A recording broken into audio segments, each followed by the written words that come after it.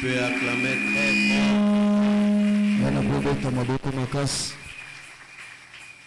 Encore plus fort, plus fort, plus fort, plus fort.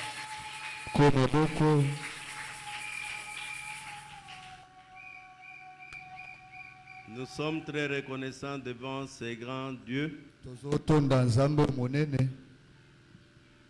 Ces dieux de puissance et de gloire.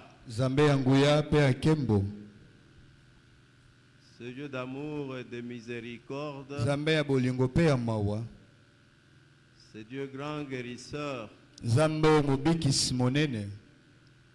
Le grand juge.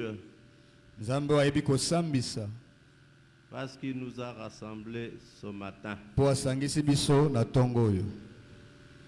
Ma plus grande joie est que nous sommes avec l'homme de Dieu, le révérend pasteur Ferdinand Piana.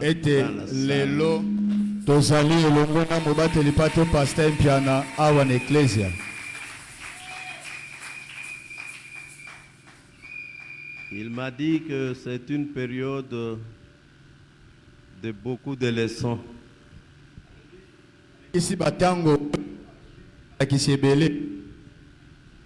Pendant tout ce temps, personnellement, j'ai compris comment c'est difficile que j'œuvre sans lui.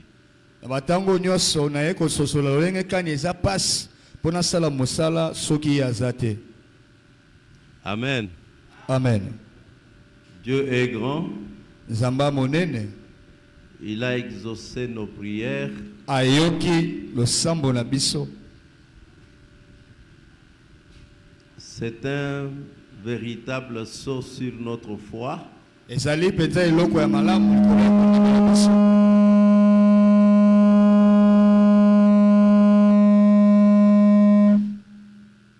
Que tout ce que nous demanderons à Dieu dans la prière, ete nyonso tokosenga pa nzambe na lo sambo.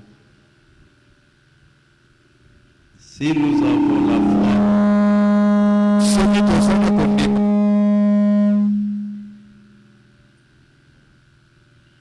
il nous l'accordera. Car le Seigneur Jésus est cet arbre du jardin dont les branches guérissent les nations.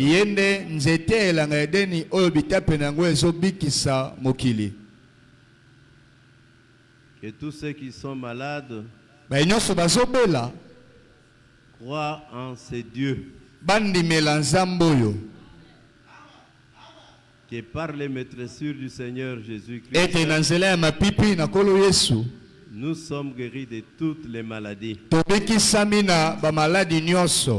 Acclamez.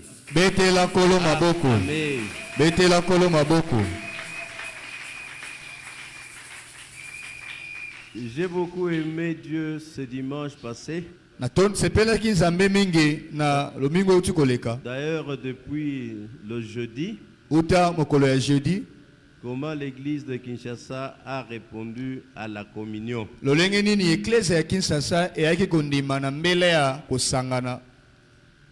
A répondu au baptême d'eau. A répondu au lavage de pieds.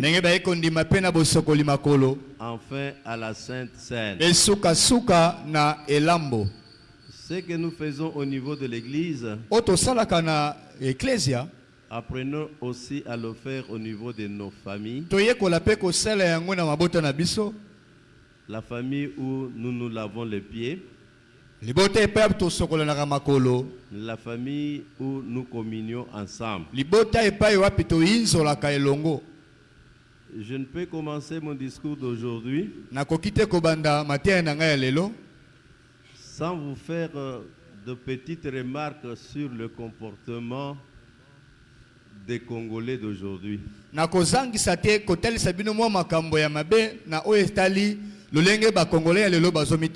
Si le jour de la Pentecôte, le Saint-Esprit de Dieu a parlé par la bouche de l'apôtre Pierre que cette génération est une génération perverse,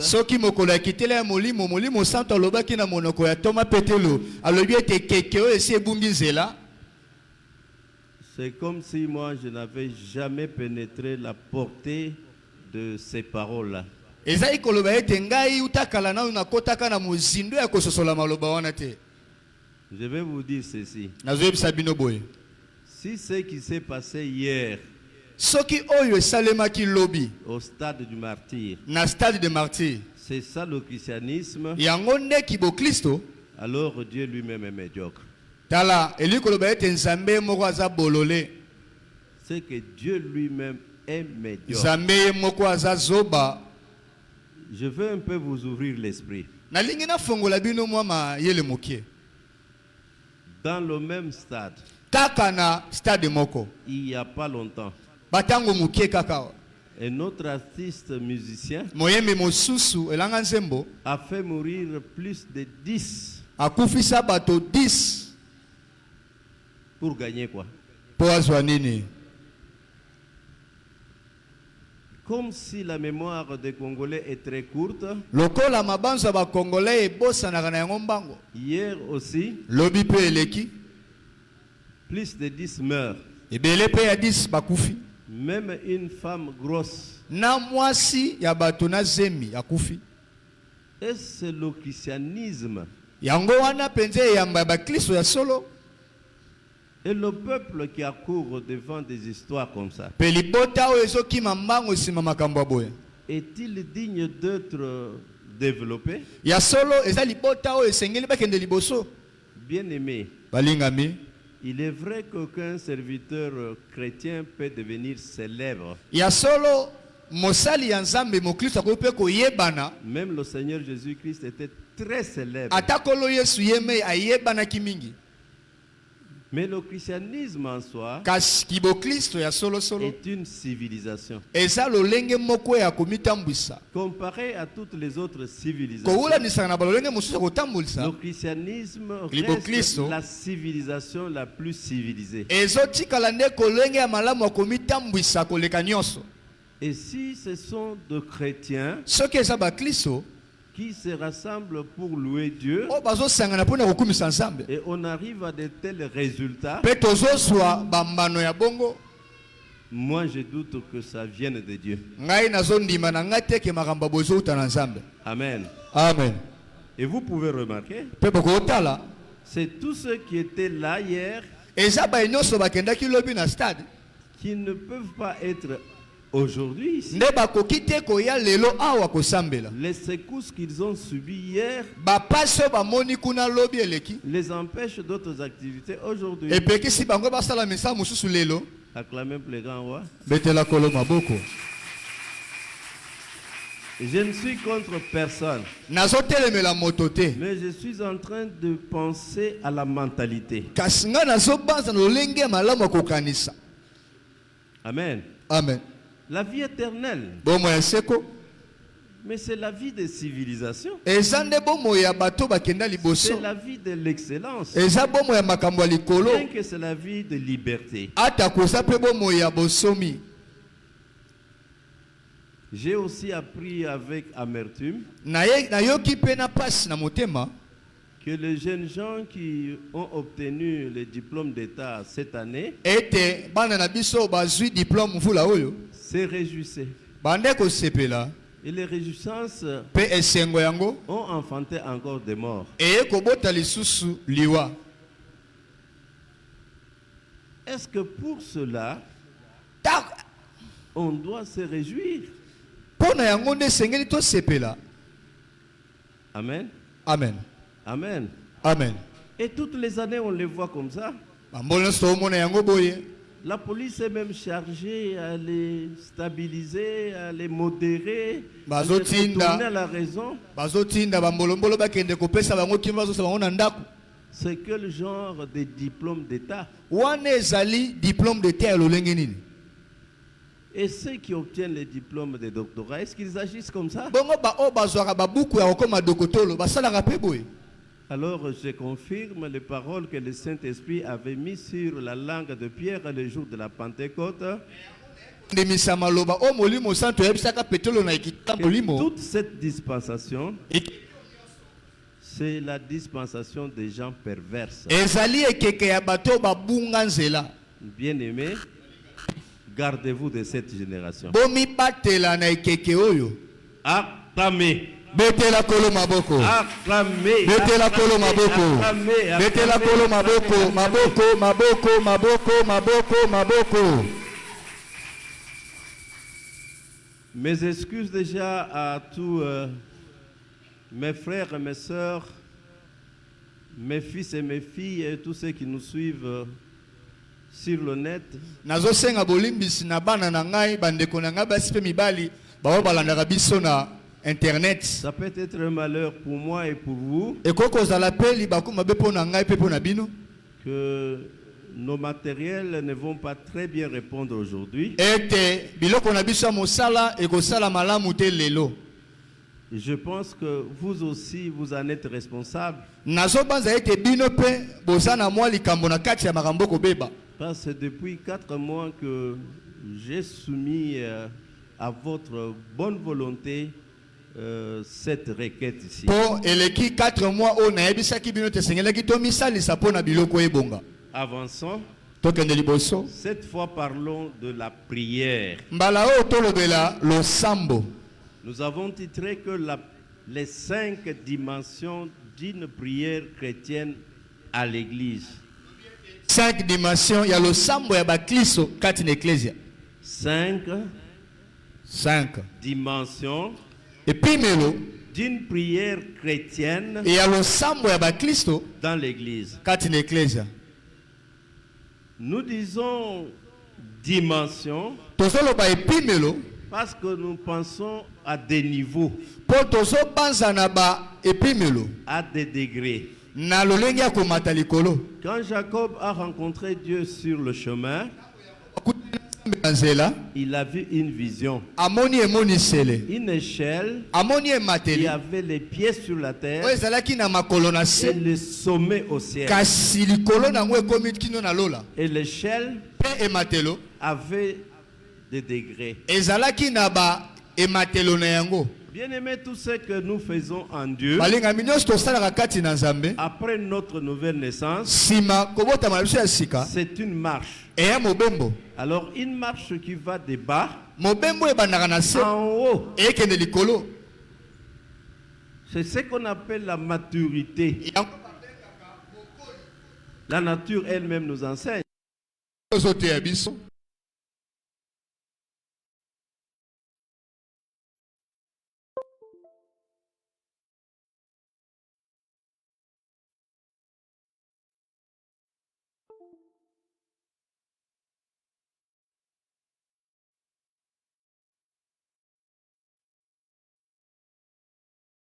Facile d'autre part, Na nzoto bo eza pete kozala tata. mais terriblement difficile de le devenir. Kasi pasi po koma yango ya solo solo. Et que si la mère apprend à l'enfant à Soki marcher, mama ateyaka mwana olenga il kotambola revient au père de lui apprendre esengeli nde tata à se tenir debout dans la vie. alakisa mwana olenga nini na kotelema na mokili. Amen. Amen. Lisons la parole de Dieu. Totanga liloba nzambe. Allons dans l'évangile selon Matthieu, au chapitre 6e. Lisons 2 versets seulement, 3, du verset 5e au verset 8e. La Bible dit ceci, Biblia ezoloba boye. verset 5, Matthieu 6. Lorsque vous priez, ne soyez pas comme des hypocrites qui aiment à prier debout dans les synagogues et au coin des rues pour être vus des hommes. Je vous le dis en vérité, ils reçoivent leur récompense. Mais quand tu pries, entre dans ta chambre, ferme ta porte et prie ton Père qui est là dans le secret, et ton Père qui voit dans le secret te le rendra. En priant, ne manquez pas, ne multipliez pas de vaines paroles comme les païens qui s'imaginent qu'à force de paroles, ils seront exaucés. Ne leur ressemblez pas, car votre Père sait de quoi vous avez besoin avant que vous le lui demandiez. Amen. Voyons aussi Marc au chapitre 11. Voyons le verset 22, 23, 24, 25. Là, la Bible dit ceci. Jésus prit la parole et il leur dit, ayez foi en Dieu. Je vous le dis en vérité, si quelqu'un dit à cette montagne, ôte-toi de là et jette-toi dans la mer, et s'il ne doute point en son cœur, mais quoi que ce qu'il dit arrive, il le verra s'accomplir. C'est pourquoi je vous dis, tout ce que vous demanderez en priant, croyez que vous l'avez reçu et vous le verrez s'accomplir. Et lorsque vous êtes debout faisant votre prière, si vous avez quelque chose contre quelqu'un, pardonnez, et que votre Père qui est dans les cieux vous pardonne aussi vos offenses. Avançons. Voyons l'épître de Jacques. Au chapitre 4e, là aussi on verra un seul verset, le verset 3. Vous demandez et vous ne recevez pas parce que vous demandez mal, dans le but de satisfaire vos passions. Terminons avec 1er Jean. Troisième épître de Jean, première épître de Jean, au chapitre 5e, voyons là aussi deux versets, le verset 14e et le verset 15e.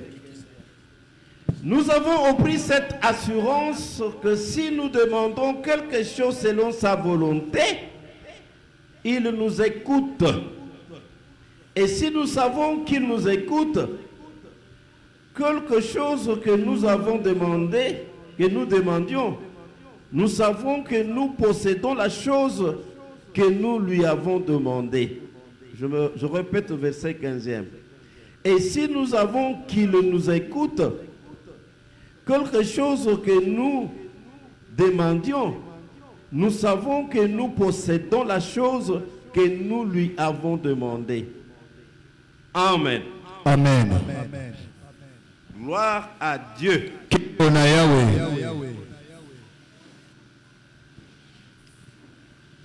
Parce que nous avons parlé des 10 commandements, nous avons parlé des 5 règles d'or pour réussir dans la vie.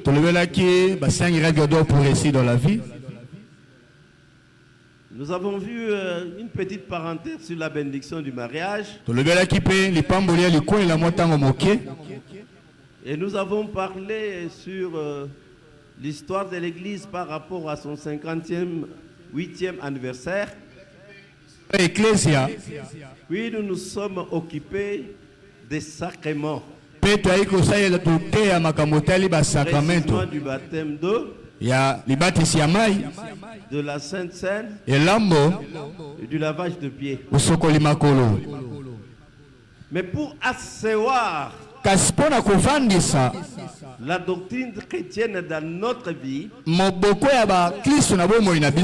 abordons aussi cette fois. Nous avons commencé par parler de 5 dimensions d'une prière chrétienne, mais dans l'église.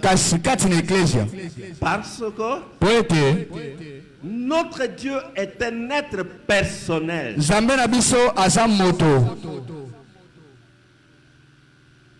La spécialité ou bien la différence entre d'autres êtres et un être personnel, c'est que l'être personnel communique. ekelamu aza moto ye asololaka na bato communique. asololaka na basusu Alors parce que nous parlons de notre Dieu lokola tolobela nzambe na biso comme un être personnel, lokola ekelamu aza moto il communique avec les êtres. azosolola mpe na bikelamu mosusu Il communique avec les anges. aosolola na banzelu Le témoignage que nous avons de la Bible. litatu oyo towana yango na bibilia Et il communique avec des hommes. mpe ye azosolola na bato Parce que nous sommes des hommes. mpo biso toza bato C'est pourquoi nous devons yango tosengeli comprendre comment nous pouvons communiquer avec Dieu. tososoleli ke tokoki kosolola malamu na nzambe La Bible dit que bibilia ezoloba Dieu parle tantôt d'une manière, nzambe alobaka lolenge mosusu tantôt d'une manière, mpe mpe na balolenge mosusu par des visions, na bandoto par des rêves, na bimoniseli par la nature, mpe ata na kotala mokili par sa parole écrite. na liloba oyo ekomami C'est un Dieu multisystème. aza nzambe ya balolenge ebele Il n'est pas limité. ye aza na suka te Mais l'homme, lui, kasi moto ye peut parler à Dieu. akoloba na nzambe Comment il peut parler leki na kokoloba na nzambe dans la na prière? kati ya losambo Parce que nous sommes ses enfants. po ete toza bana na ye Nous sommes ses fils. toza bana na ye basi mpe mibali Nous sommes ses serviteurs. toza basali na ye basi mpe mibali Nous sommes ses amis. toza baninga na ye Nous sommes même frères au Seigneur. tokoma Jésus. mpe bandeko C'est qu'entre nous, elingi koloba katikati na biso il doit y avoir la communication. esengeli kosololi malamu ezala Et cette communication, mpe kosolola yango c'est surtout dans la eza prière. mingimingi kati ya losambo Quand ntango c'est une démarche de l'homme ezali mosala ya moto pour rencontrer Dieu mpo akutana na nzambe et parler, échanger avec mpe Dieu. aloba mpe basolola na nzambe C'est par la prière. eya na nzela ya losambo Amen. amen Nous avons pensé tokanisaki à vous présenter ces dimensions de ya prière. kotalisa bino baepimelo ya losambo oyo Que la première dimension, ete epimelo ya liboso c'est la prière personnelle. ezali losambo ya moto ye moko Moi, ngai je m'arrange à parler à Dieu. na mibongisi nasolola na nzambe Comment? lolenge kani C'est un stade, eza epimelo c'est un degré, ezali emakelo moko c'est une dimension. eyali epimelo Maintenant, sasa ipi si dans la prière personnelle, soki na kati ya losambo ya moto ye moko parler à Dieu naoloba na nzambe pour ce qui me concerne, mpo na makambo etali nga moko maintenant, sasa ipi je monte des dimensions. nakomata lisusu epimelo ya mibale Je parle à Dieu, naolobela nzambe pas pour mes problèmes à moi. mpo na makambo na nga moko te Je parle à Dieu nakoloba na nzambe pour le problème des autres, mpo na makambo ya basusu d'un frère, ya ndeko mobali d'une sœur, ndeko mwasi de mon église, ya eklezia na biso de mon pays, ya mboka na biso de ma famille, ya libota na biso de quelqu'un d'autre. ya moto mosusu Et puis après, mpe nsima na awa je peux aussi grandir, nakokola mpe lisusu parler à Dieu nayebisa nzambe dans la louange. na kati ya masanzoli Bien-aimé, j'ai très souvent observé des gens qui, quand les autres louent Dieu, ils dédaignent. balingami namonaka mingi ntango bato mosusu bakumisaka nzambe bato mosusu bazotsola bango Quand nous arriverons à ce point-là, ntango tokokoma na epimelo oyo priez que le Saint-Esprit réveille ma mémoire, bosambela ete molimo ya nzambe alamusa ngai que j'en parle. mpo ete nalobela yango malamu On peut aussi monter, okomata mpe lisusu après avoir rencontré Dieu dans la louange, nsima na okutana na nzambe na masanzoli nous pouvons aussi communiquer à tokoki Dieu mpe kosola na nzambe dans l'adoration. na kati ya bogumbameli Et enfin, mpe na suka on communique profondément avec Dieu, okosolola mozindo na nzambe efficacement avec mpe Dieu, na nguya nyonso na nzambe dans la contemplation. na kati ya contemplation Amen. amen Ce sont là les 5 dimensions yango wana na biteni mitano d'une prière chrétienne ya losambo ya bakristo dans l'église. na kati ya eklesia. Je dis prière chrétienne Nalobi ete losambo ya bakristo parce que toute prière po ete losambo nyonso n'est pas toujours chrétienne. ezalaka ya bakristo te.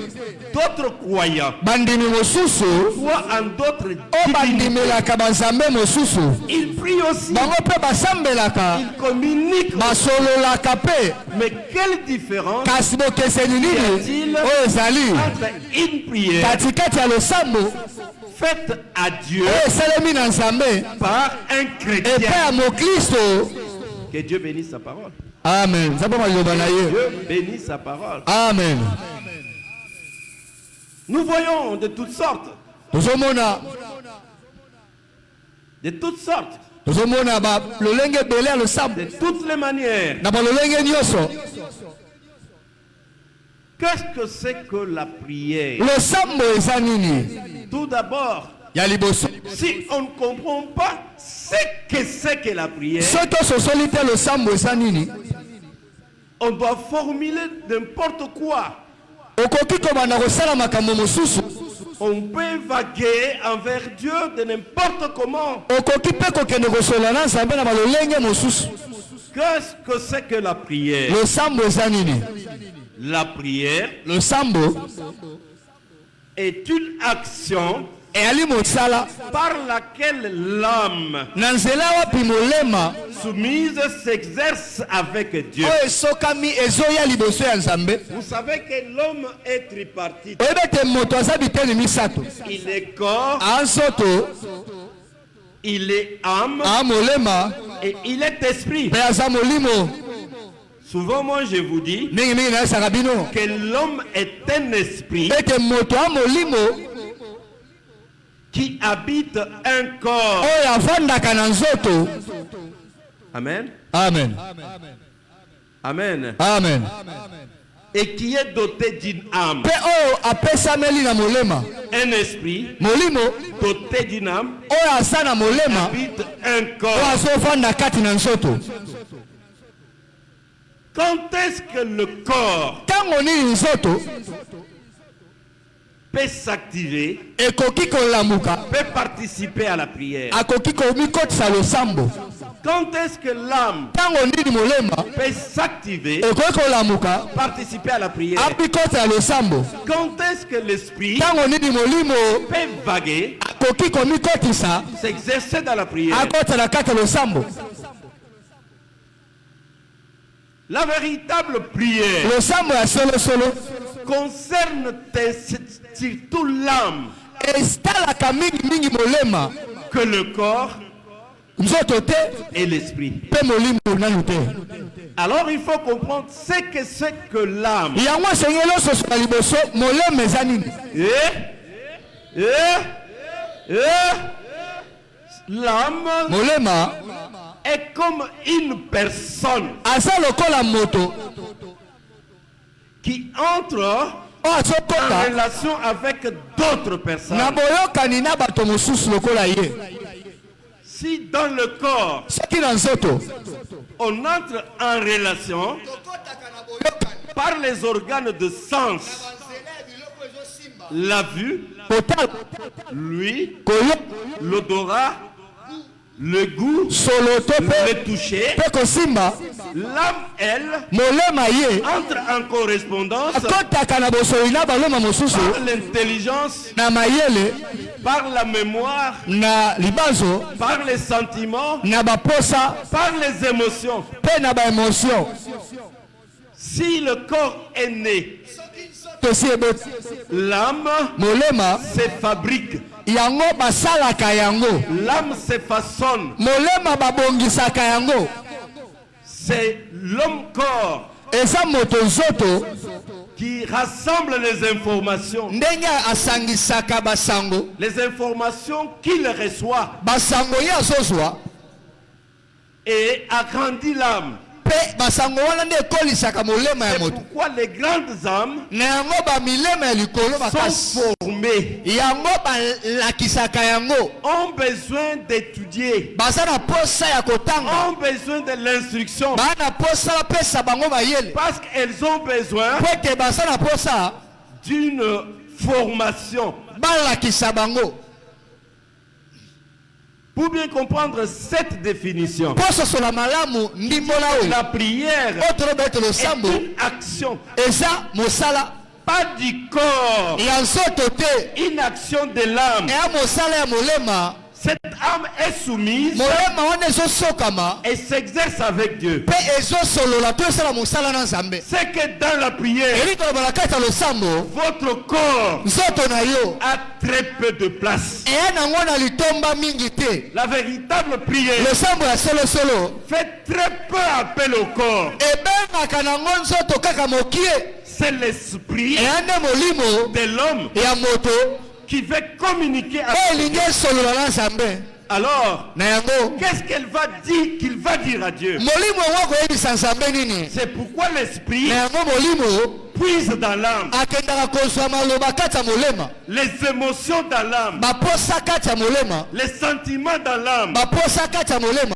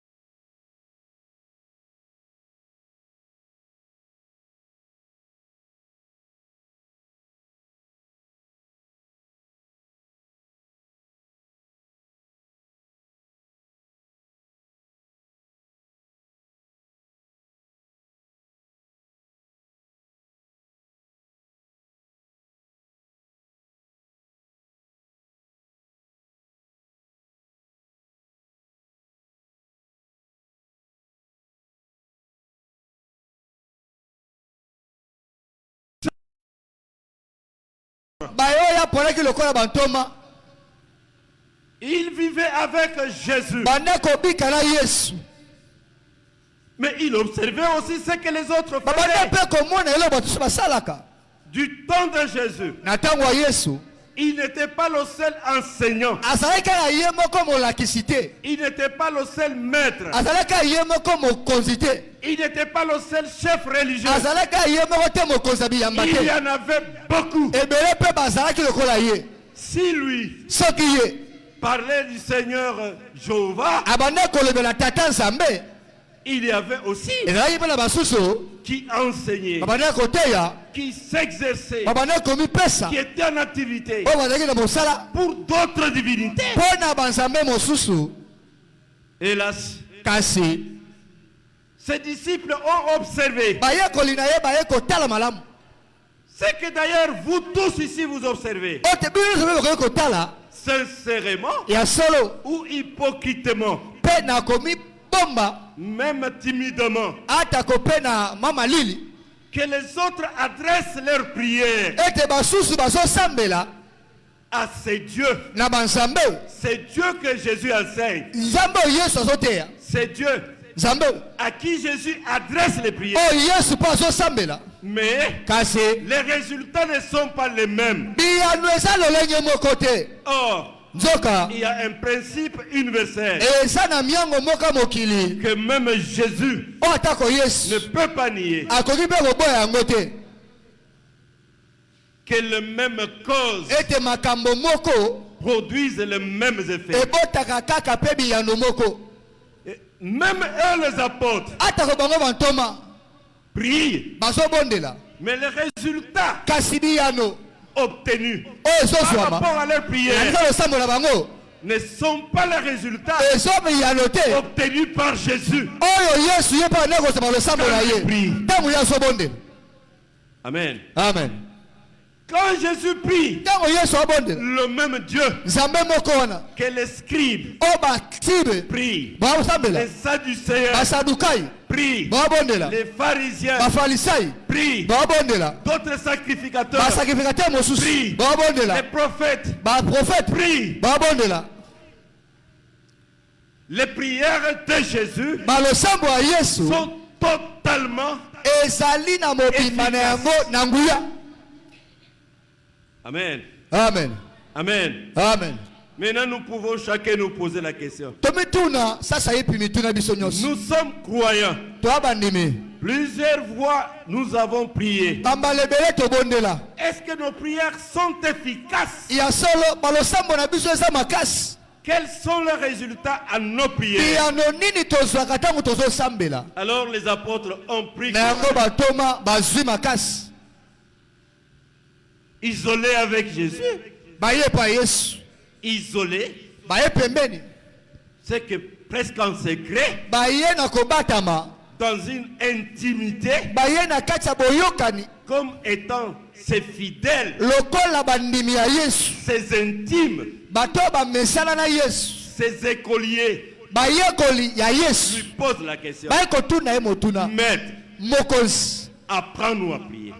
lakisa biso lolenge kani tokoki kosambela Parce que po ete une fois ils avaient aussi prié pour un démoniaque, balobele babondela mpe mpo na bademona succès. esimba te Ils sont aussi venus voir Jésus. baye bokutana yesu Nous avons prié. tobondeli Nous avons prononcé les mêmes paroles que vous, tobimisi maloba moko oyo obimisaka avec dans les mêmes positions que vous. na balolenge moko lokola yo osalaka Mais les démons nous ont kasi réussi. bademona batelemeli biso Jésus a. yesu atalisi bango Maintenant ils disent encore, ayepe lisusu te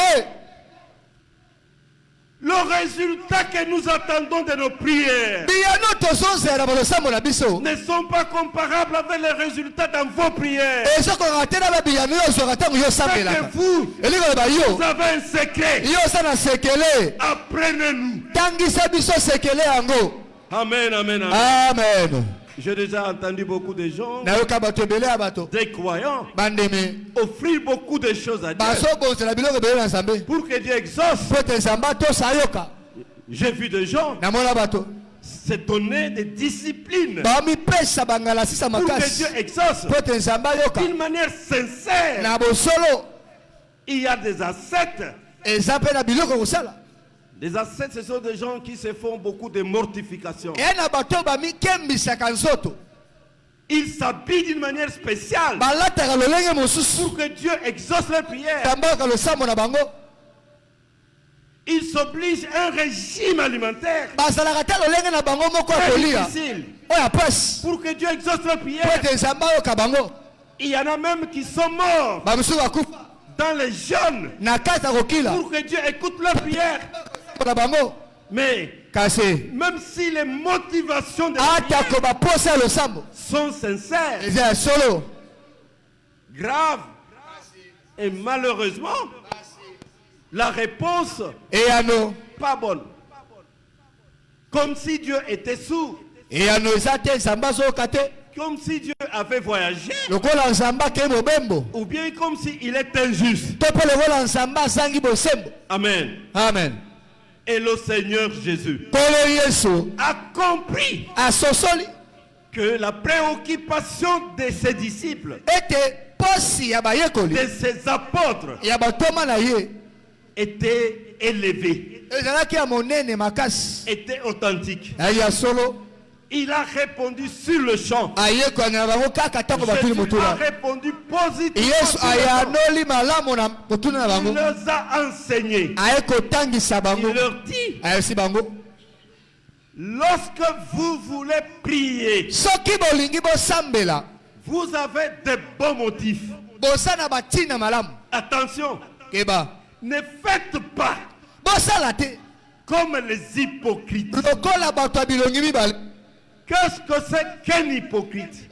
tala aza nani Un hypocrite, moto ya bilongi mibale c'est un homme aa moto dont l'apparence oyo kotala ye libanda ne reflète pas sa réalité. ezotalisa te oyo taza solosolo kati na ye Vous pouvez vivre avec un homme, okopika na moto même pendant 100 ans. bambula Ce qu'il est réellement, oyo omonaka ce n'est libanda pas ce qui apparaît. eza oyo ye aza na kati te Ce qu'il est réellement, oyo aza ya solosolo pas ce qu'il vous présente. eza oyo azotalisa yo te Un hypocrite. ye wana moto bilongi mibale Et et Jésus, mpe yesu dans ses enseignements, na malakisi na ye a consacré tout un chapitre. ye abongisa mokapo mobimba Matthieu 23 Matthieu 23 a parlé des hypocrites kolobelaka kaka bato ya bilongi mibale et de l'hypocrisie. mpe kolobelaka kozala moto ya bilongi mibale Grave constat.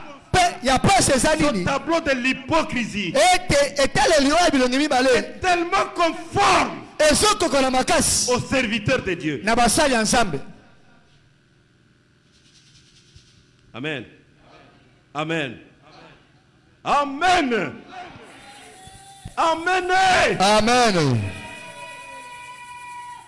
Pour parler de l'hypocrisie, mpona kolobela bilongi mibale je vous avais donné l'exemple dans ma famille apesaki bino ndakisa libota na ngai où mon oncle paternel se faisait passer pour un fantôme oncle na ngai bandaki komimisa lokola fantôme pour persuader et intimider mpe aya kobangisa à hériter la femme de son frère. mpo aya asangola na makasi mwasi ya ndeko na ye mobali Et mon père l'avait attrapé. tata na ngai akanga ngai na maboko Malheureusement, ya pasi cette croyance n'a pas quitté ma famille. kasi emona makambo ekima nango libota na ngai te Bien que le Seigneur Jésus ait enseigné ata kokolo yesu atangisi et l'église chrétienne eklese ya bakristo est assise evandi sur les enseignements des apôtres, likolo ya malakisi ya bantoma c'est que l'enseignement sur la prière y compris. elikolo bayeke mpe na kati ya malakisi wana mpe malakisi ya Un constat losambo eza na malheureux. kati ya pasi eza nini Qu'est-ce que les gens font? bato baosala nini Jésus leur dit, yesu yango la première des choses, so eloko kosala faites que votre conversation avec Dieu soit secrète. sala ete mbolo na nzambe ezala ya kobatama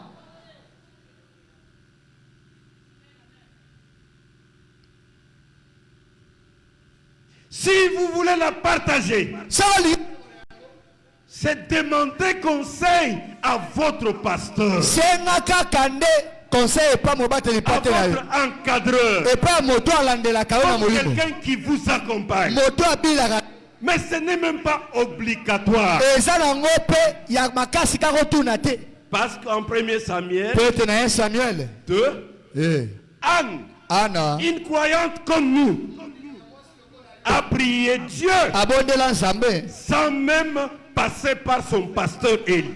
na ata eli te Pourquoi? mpo na nini Elle voulait alingaki qu'elle soit en secret. azala kati ya kobatama Bien que c'est à l'église, ata kona eklesia mais te ce qu'elle voudra adresser à Dieu nzambe soit un alingaki secret.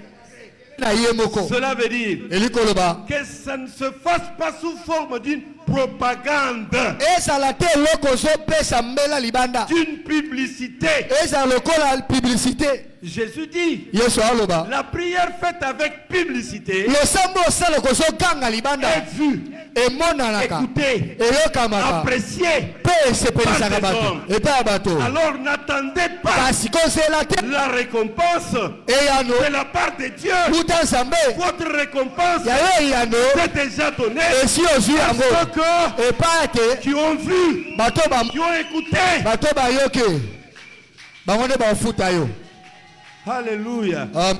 Amen. Amen. Jésus Yesu donne beaucoup trop d'importance au secret. Ok.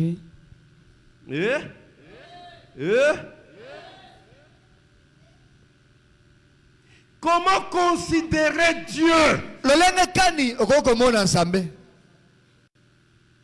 quand vous voulez lui adresser votre prière? ntango olingi opesa ye losambo na yo Considérez Dieu kanisa nzambe comme votre Père. kanisa ete asa tata na yo Il dit notre Père. alobi tata na biso Plus grave, ya kokamwa si moi je vous dis, songo na yebisi bino considérez Dieu comme votre Père, mwana nzambe lokola tata na yo vous allez le considérer comme vous considérez vos pères. ha okomona nzambe tata lokola omonaka batata na bino J'ai toujours aussi regretté comment mes enfants me considèrent. nayoka mpe mpasi lolenge ibala nga bamona nga lokola tata na bango Père, tata cela veut dire ili koloba respectueux. ya komiemiama Hein?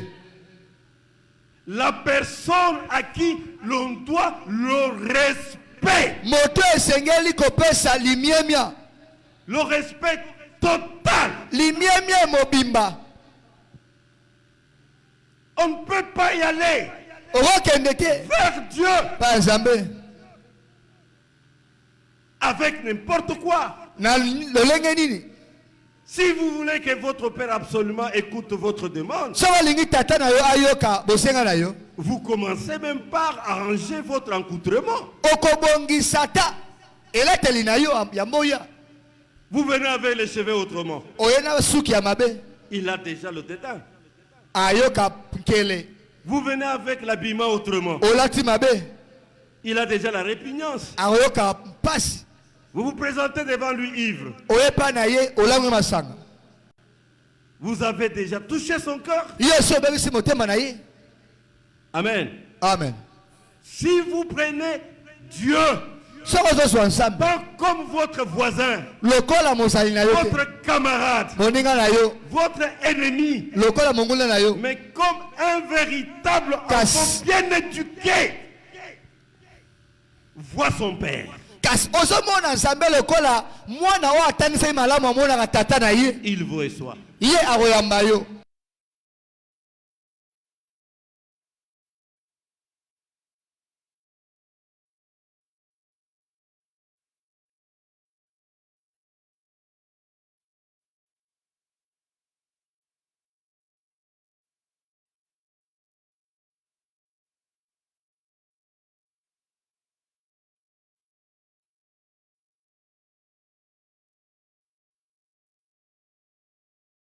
Reçu. ayambi yo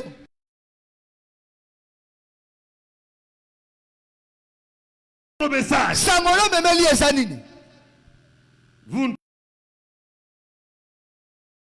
elipa te lui mokonzi ya demandez mboka des armes pour combattre son gouvernement. okoki te kokende kosenga mokonzi ya mboka manduki mpo obundisa mboka na ye te Amen. Amen. amen Il dit que il a un nom. alobi aza na nkombo Notre Père tata wa biso qui est où? oyo aza wapi Ce n'est pas celui qui est dans l'enfer. eza oyo aza na lifelo te Notre Père tata wa biso qui est où?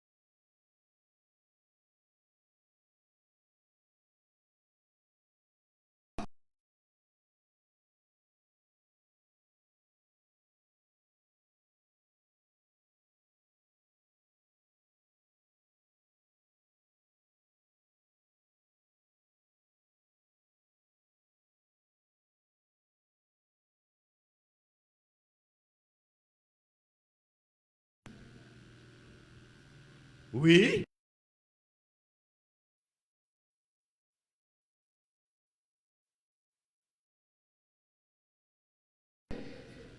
Mais supposez que votre mère vous a habitué à vous envoyer, c'est son chouchou chéri avec qui elle flirte, le rival de votre père, et son nom c'est Pierre, et que vous vous trompiez devant celui qui vous a engendré, et vous l'appelez au papa Pierre. Yo kanisa nano osali ya oke kobenga mbanda ya papa na bino na kombo ya papa na bino. Il a un nom. Ana kombo. Son nom. Kombo na ye. Le Seigneur. Kolo Jésus-Christ. Yesu Kristo Masia. Hey! Eh. Hey! Eh. Hey! Eh. Vous l'appelez.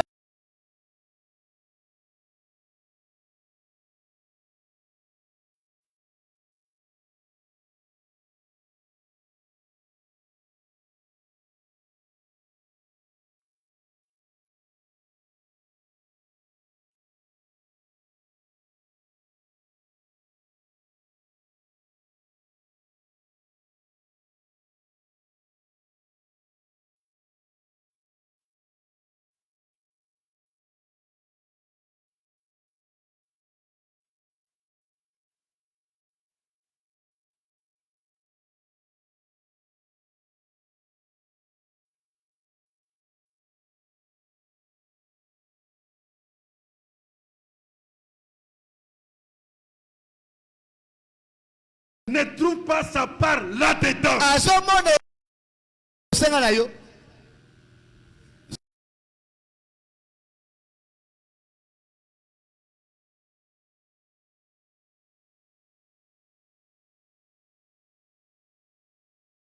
À la demande de l'enfant. Baposa na ye na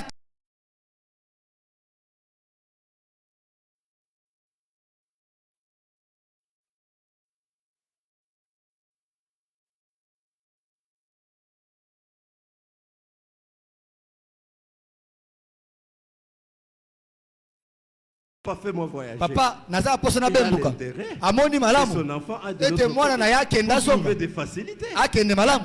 Amen, amen, amen. Amen. Si papa Soki tata n'a pas intérêt asala litomba te dans la demande, na kati ya bosenga ya mwana akoyanola te. au contraire, Kutu au tumbolier.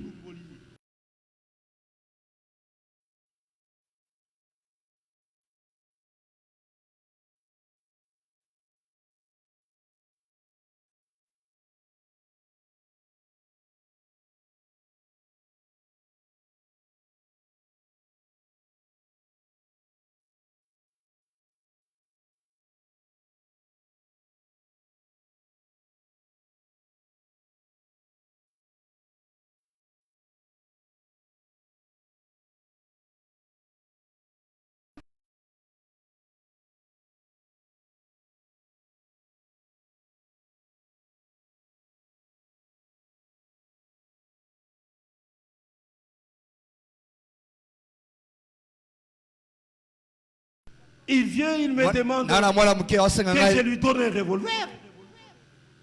asenga na pesa monduki pona ni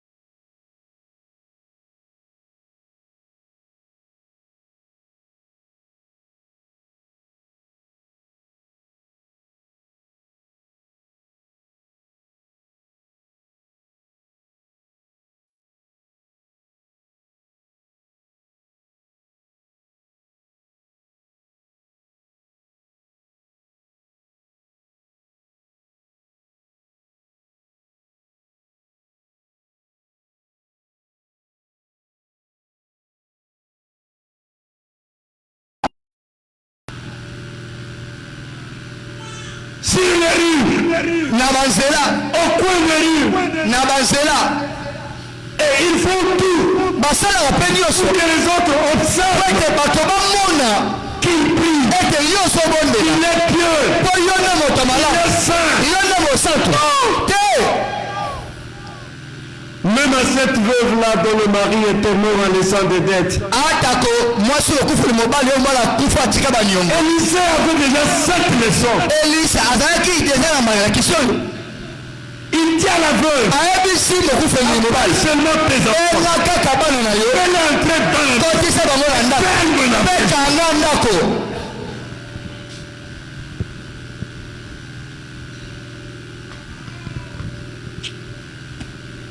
La moussa moutazolala. J'ai déjà dit plusieurs fois que je n'aime pas ça. Acclamez, acclamez.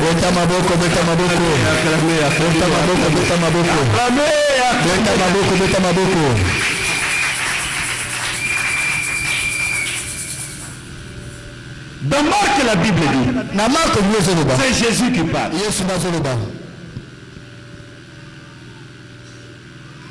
Tout ce que vous demanderez à Dieu, croyez.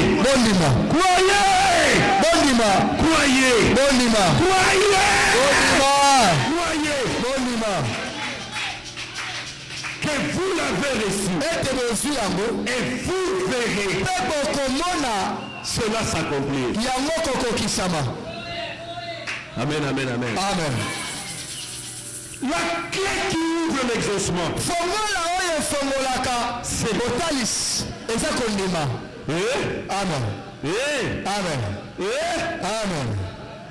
D'où vient la foi? Une ferme assurance des choses que l'on espère. Bien-aimé, vous qui êtes enfant, moi aussi je suis enfant. Je ne suis pas tombé comme ça.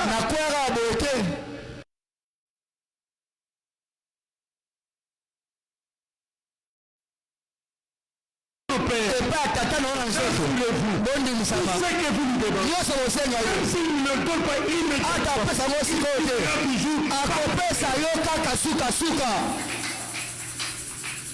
quelles sont les relations qui existent entre vous? Vous voulez qu'il vous écoute. Toutes les fois que vous venez, soignez les relations.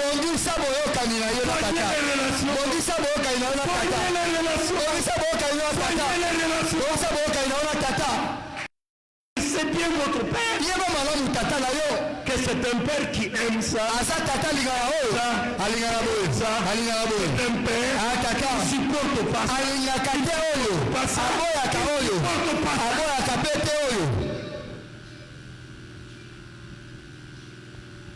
Hier, Jésus avait maudit un figuier. Par les paroles. Parce que le figuier n'avait pas porté le fruit. Bien que ce n'était pas la saison. Pierre était là. Ils sont allés à Bethanie. Le lendemain, Pierre lève les yeux. Il voit que le figuier était séché. Seigneur, regarde le figuier que tu as lancé. Il est séché. Jésus lui dit, non seulement moi, même toi. Si tu as la foi, tu diras cette montagne, entre toi et là, jette-toi dans la mer, et la montagne obéira. Qu'est-ce que c'est que la montagne? Ce sont vos difficultés. Amen. Dites au célibat, toi de là, quitte la pauvreté, toi de là, quitte la maladie, toi de là, quitte la honte, toi de là, quitte la paresse, toi de là, quitte l'alcoolisme,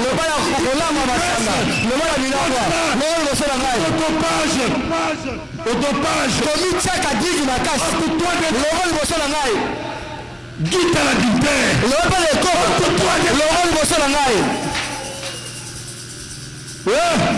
Jésus dit, elle va au pays. Et quand ça, et que l'on voit.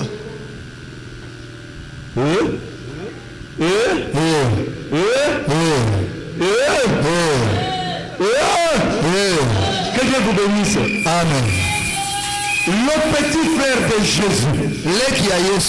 Jésus-Christ avait ses petits frères. Les enfants de sa mère Marie. L'un d'eux c'était un grand apôtre. Jacques. Et ce que Jacques dit. Comme l'évêque de l'église de Jérusalem. Ce sont des choses que Jésus n'a pas dit à tout le monde. Alléluia. Amen. Alléluia. Amen. C'était que l'exemple. Il y a certaines choses que je n'ai pas encore échangé avec vous. Que j'ai la volonté de tout venir.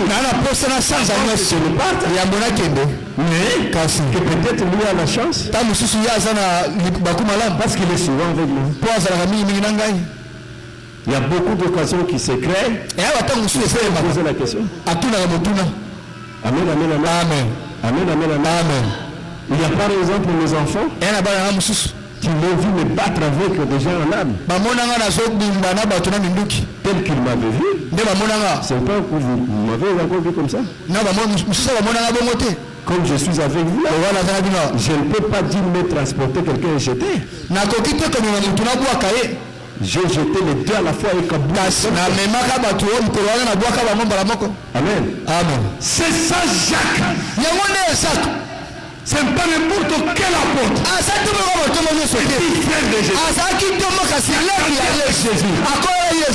Il tient l'église. Vous priez. Vous demandez. Vous ne recevez pas. Parce que vous demandez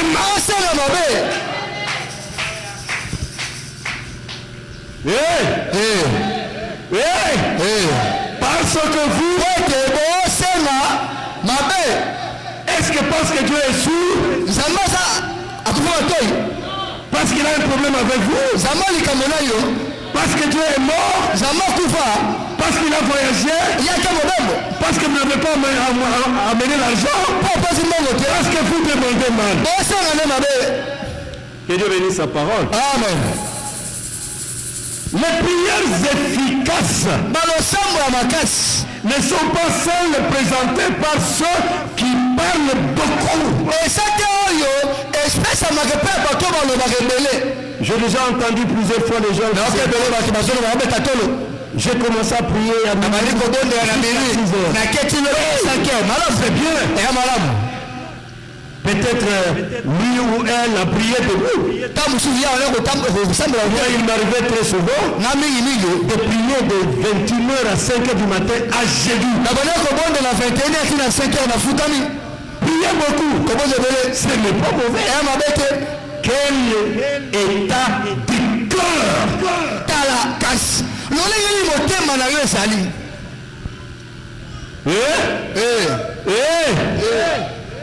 Ce n'est pas la multitude de paroles qui compte. C'est la foi. Le véritable ennemi de la toute prière. C'est le doute. Fera-t-il ou ne fera-t-il pas? M'écoutera-t-il ou ne m'écoutera-t-il? Et quel est l'état d'âme? C'est votre Père. C'est votre. Amen. Amen. Il faut la foi. La sincérité. La ferveur. L'insistance.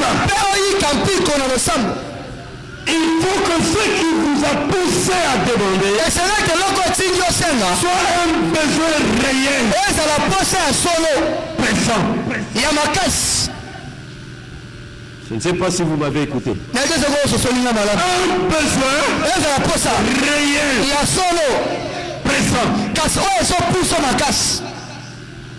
Présent. Je ne sais pas si vous écoutez ça.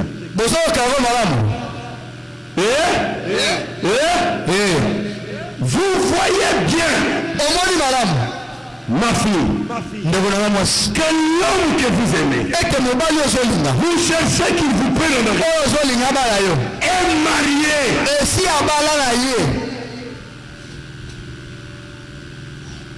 J'aime pas parler de la polygamie. Mais la volonté souveraine, la volonté primaire de Dieu est qu'il y ait une seule femme. Il y a un pasteur. Un pasteur, c'était l'ancien.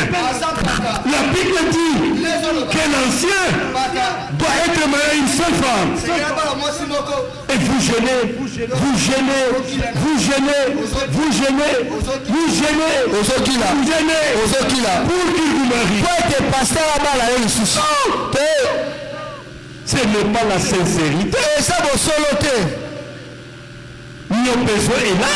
Vous êtes célibataire. Mais il n'est pas réel. Et il n'est pas pressant. Acclamez, acclamez. Acclamez. Quels sont les éléments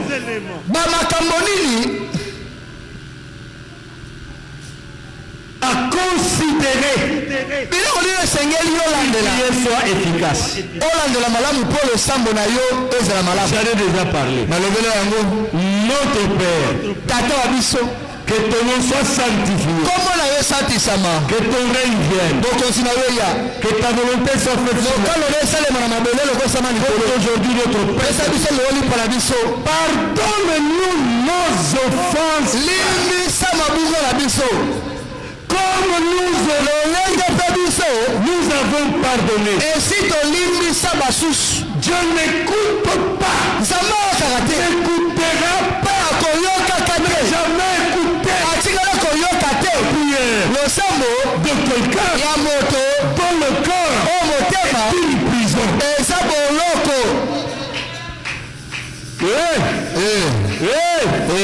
Et Dieu n'a jamais pardonné. Ne pardonne pas. Ne pardonnera jamais quelqu'un qui ne pardonne pas. Jésus enseigne. Seigneur, pardonne-nous nos offenses. Il est disposé de pardonner. Mais pas n'importe comment. Comme nous aussi. Vous voulez que Dieu vous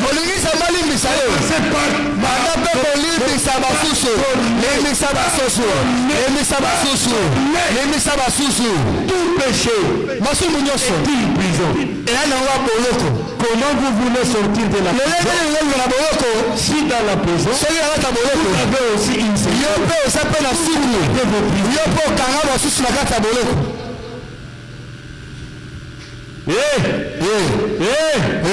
et ne nous laisse pas induire dans les tentations. Il y a des gens aveuglés par le diable. Il se croit, je pense, super homme. Sans péché. Quelle est la meilleure façon de voir que le péché des autres?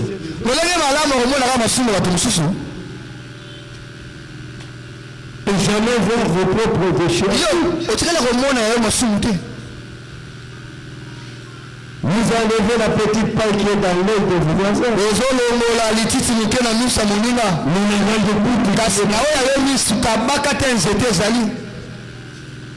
La sainteté,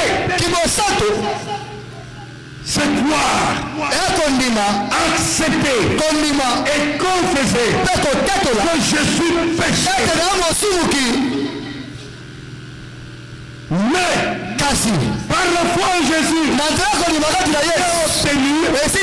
la sainteté objective. C'est c'est que la sainteté qui est mienne, pas par rapport à mes œuvres, ma personne, qui est mienne par rapport à Jésus. Ouais. Et petit à petit, par l'obéissance à la parole, vous commencerez à croire dans la sainteté progressive. Nous tous, nous attendons la sainteté quand nous serons élevés dans un autre corps, dans une autre dimension. Amen. Amen. Amen. Amen. Pour que votre prière soit efficace, il vous faut la foi, la sincérité, la ferveur, l'insistance. C'est une seule prière. Vous demande 10 ans. Faites-la. C'est une seule prière. Vous demande 20 ans. Continuez toujours jusqu'à ce que vous obteniez. Parce que le temps ne vous appartient. Le temps appartient à Dieu. Il est le maître de temps. Moi j'ai dit 10 ans. J'ai dit 20 ans. Ce sont les espaces pour les c'est une convention humaine. Combien de temps Daniel avait formulé à Dieu la même prière pour la libération d'Israël de Babylone. Amen. Amen. Et quand l'ange dit à Daniel, depuis le temps que vous avez mis à Dieu, la libération des peuples, le ciel a libéré. Moi je l'ai l'ange Gabriel. Et comme il venait pour exaucer la prière, on a bloqué. Pendant 21 jours. Et c'est 24 fois 21. 24 fois 21. Et c'est 24 fois 21. C'est que beaucoup de temps sont passés. Et pendant ce temps-là, Daniel lui, il y a toujours. C'est la raison pour laquelle on l'a pris, on l'a mis dans la façon. Ce sont les effets de ce qu'on avait bloqué l'ange Gabriel. Alors l'ange me dépasse, qui trônait sur Israël, a influencé pendant que vous priez, vous bougez les lits.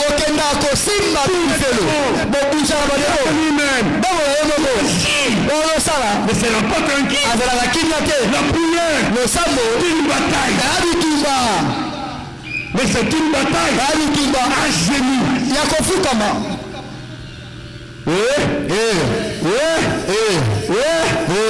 Ozambe nalembi na ngai lemba yo nde olembi nzambe alembi te yo nde osali na wa olembi nzambe na lona alembi c'est quoi ça? Pour qu'une prière soit efficace, il faut que la vie intérieure s'accorde avec l'apparence extérieure.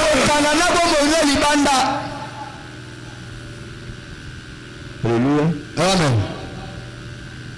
Alléluia. Amen. Vous demandez à Dieu de Dieu.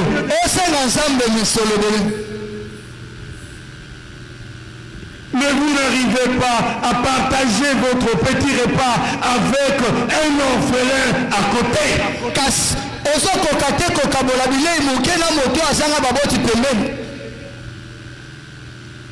Vous brûlez les habits nets Yo otumbaka te bilamba mobimbo tumbi.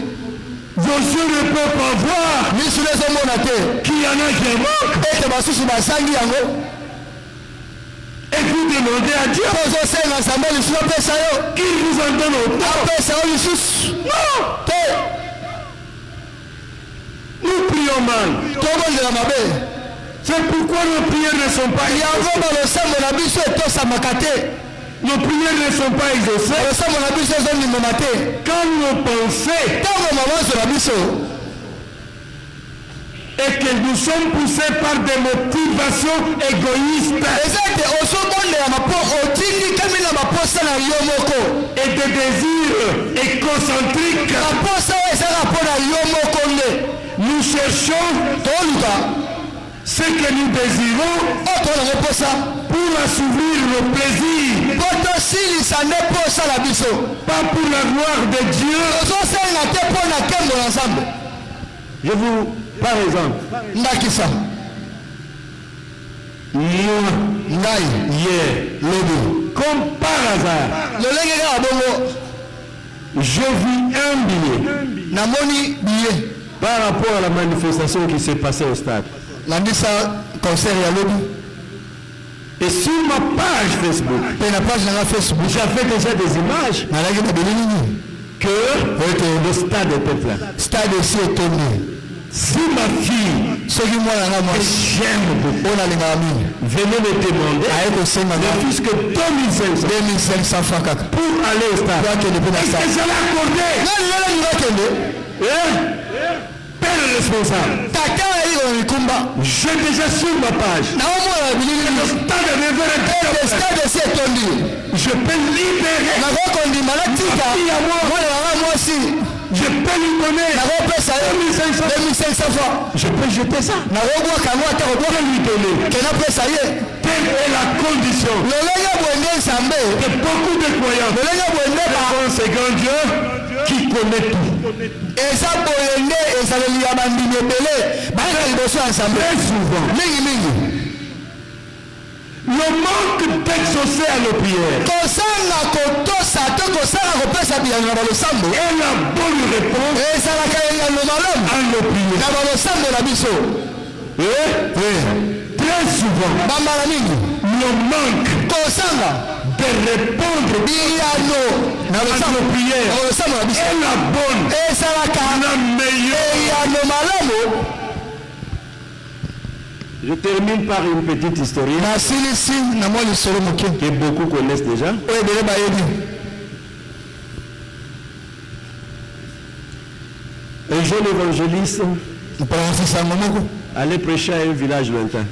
aokende koteya mosika Il allait à pied, aokende na makolo ne fût qu'avec sa Bible. kaka na bibilia na ye Vous savez, dans le temps, la Bible, c'était comme l'or. oyebi na kala bibilia ezali lokola wolo Il quitte son village à lui, atiki mboka na ye il s'engage dans la forêt, ake na zamba une pluie terrible. mbula ya kosakana te Il bami s'est agenouillé, il a afukami dit non Seigneur, alobi kolo on m'attend déjà. baozela ngai Que la pluie s'arrête, mbula etelema que moi j'arrive et je nga nakoma mpe nateya après elle tombe. mpe na nsima mvula La pluie enoko augmente.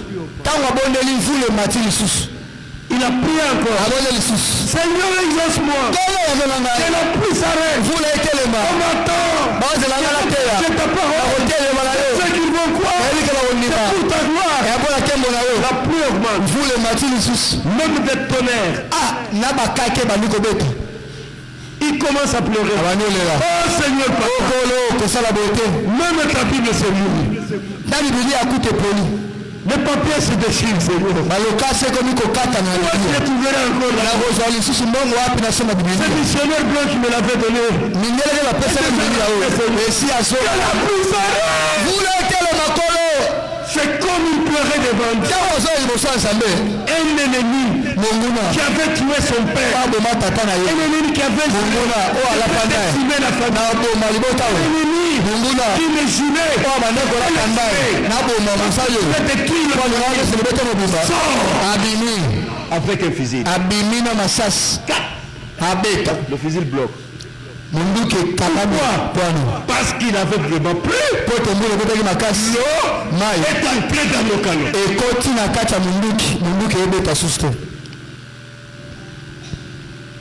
Et la prière change. Oh Seigneur. Oh Seigneur. Oh Seigneur. Il a compris que cette pluie ravageait beaucoup de choses.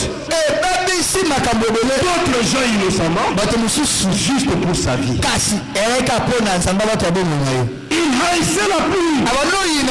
Il voyait que Dieu ne l'écoutait pas. Oh God, tu as fait pleuvoir la pluie pour les sauver lui. Il a tout le temps péché des années. Péché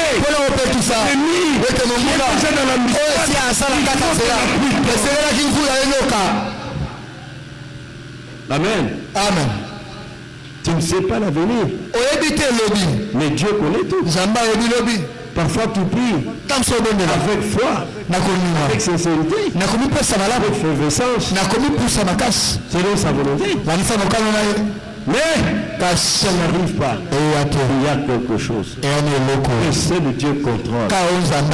C'est le temps que Dieu seul contrôle. Il a des raisons valables. Et s'il vous confie ces raisons, vous serez encore valable. À partir de 9h, je ne pouvais pas donner à mon fils le laser. Comme ils savent bien me tromper, même si quelqu'un aujourd'hui me demande Minerval, je ne donne pas.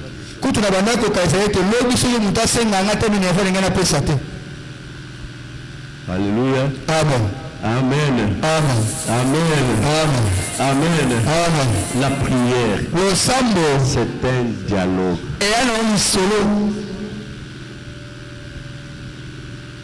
Si vous vous arrangez, vous avez un besoin pressant, quelque chose qui vous dépasse. Vous avez déjà tenté par vos moyens. Expérience, ça n'arrive pas. Maintenant c'est papa. D'ailleurs, Dieu fait beaucoup de choses sans que nous lui ayons demandé.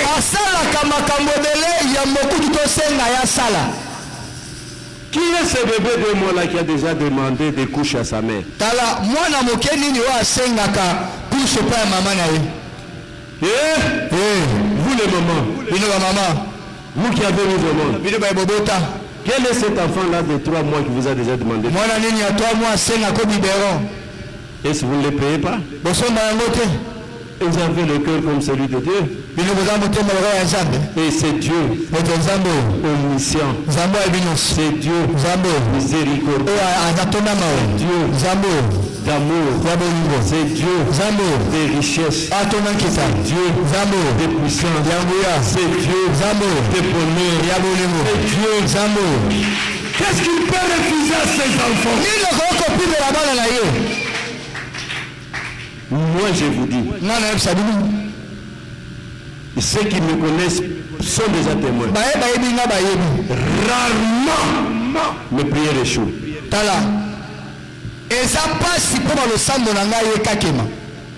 Rarement. Pas que toutes mes prières réussissent. Parce que je suis limité, je suis moi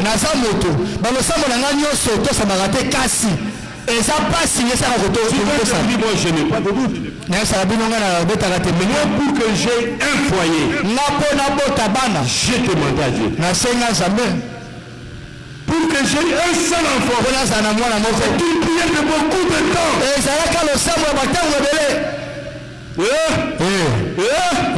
Mais au milieu de vous, et de bénir sa parole. Amen. Et de bénir sa parole. Amen. Quelles sont les maladies qui ne guérissent pas?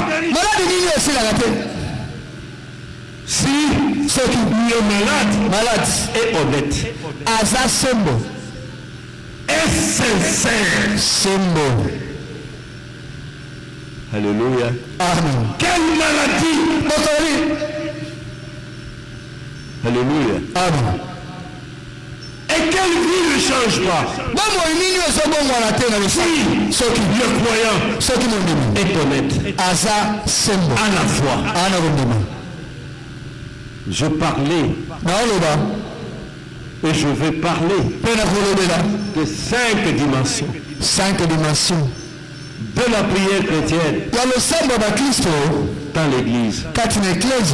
Nous venons d'aborder la première dimension, la prière personnelle. La prière personnelle. Ne priez pas pour que les autres vous acclament. Que vous êtes champion. Regardez tous les grands champions qui ont fait des grandes choses. Combien de paroles ils ont prononcées? Il leur a fallu combien de temps? Quelle gymnastique? Qu'est-ce qu'ils ont donné à Dieu? Non! Seigneur, si ta parole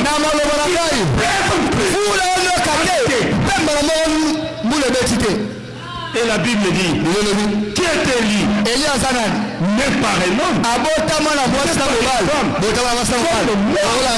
comme chacun de nous, c'est que vous aussi, vous pouvez. Et puis après, il s'élève à la moquille. Seigneur, aie pitié, qu'il pleuve. Et il a plu. Amen, amen, amen. Amen, amen, amen. Amen, amen, amen. Amen. Nous allons parler de l'intercession. Dimanche prochain. Ayez foi en Dieu. Tout ce que vous demandez dans la prière avec foi au nom du Seigneur Jésus,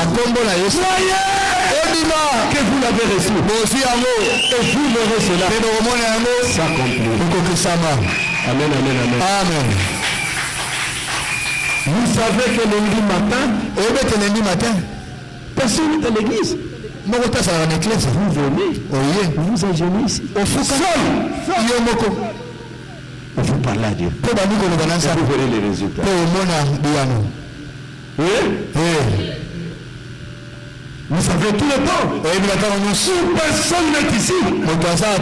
Que Dieu lui-même. Oui? Vous savez le programme. Vous savez bien les moments où personne n'est ici.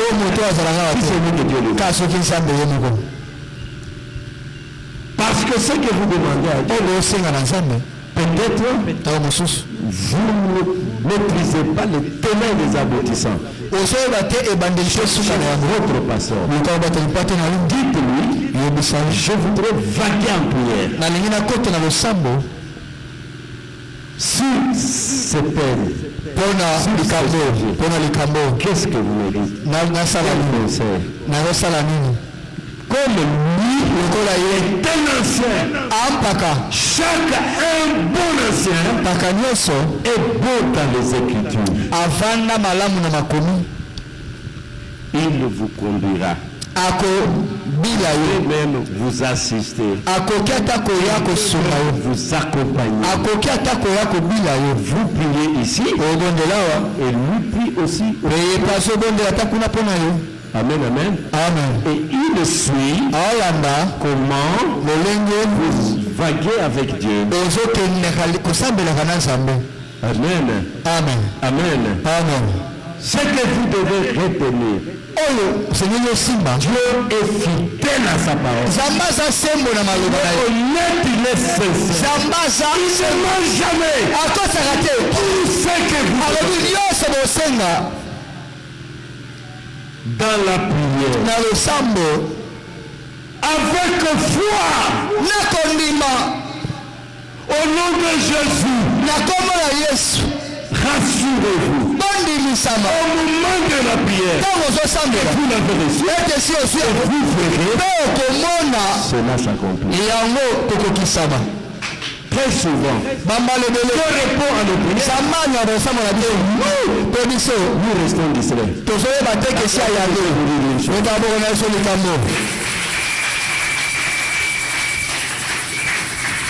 Pendant plus de 15 ans, le révérend évangéliste, Dieu merci, qui s'occupe souvent des candidats aux examens d'État. Cette année, c'était lui et même avec Pasteur Raphaël. Amen. Amen. Pour cette année seulement. Ici, il y a même une lauréate. Hein? C'est lui qui a reçu cette année, qui est venu seulement me dire merci, qu'il lève la main. Nani, tu es ici à l'église. L'année passée, même pendant 2 ans. Je suis au bureau, je vois même mes filles qui passent les mamelles dehors.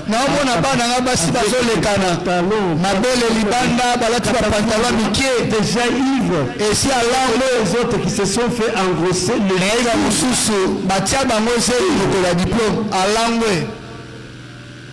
mais la mère de Samuel est rentrée cette fois avec son mari et beaucoup de bien. Il dit au son pasteur, c'est pour cet enfant que j'étais venu ici. Qui est déjà venu? C'est pour ce diplôme. J'étais venu prier. Et après le diplôme, il vous donne encore. Il vous donne toujours. Amen. Amen. Si Dieu ne trouve pas son compte, acclamez,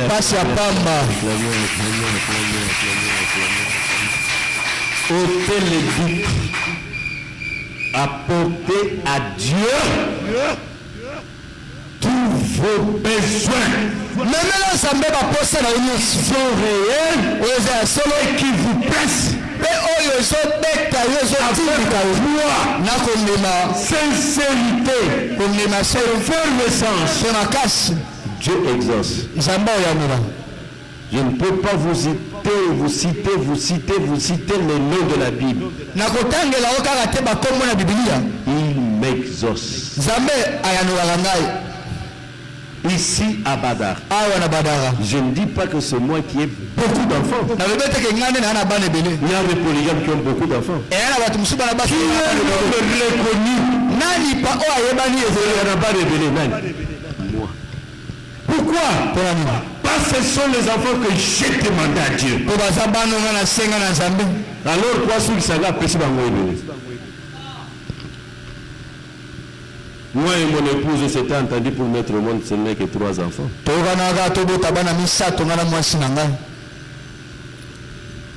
On a commencé à en chercher même un seul. Amen. Amen. Amen. Amen. Amen. Amen. Amen. Amen. Amen. Amen. Mais moi j'avais foi que j'aurais les enfants. Même beaucoup. Et quand il a commencé à les envoyer, et comme ceux qui moi si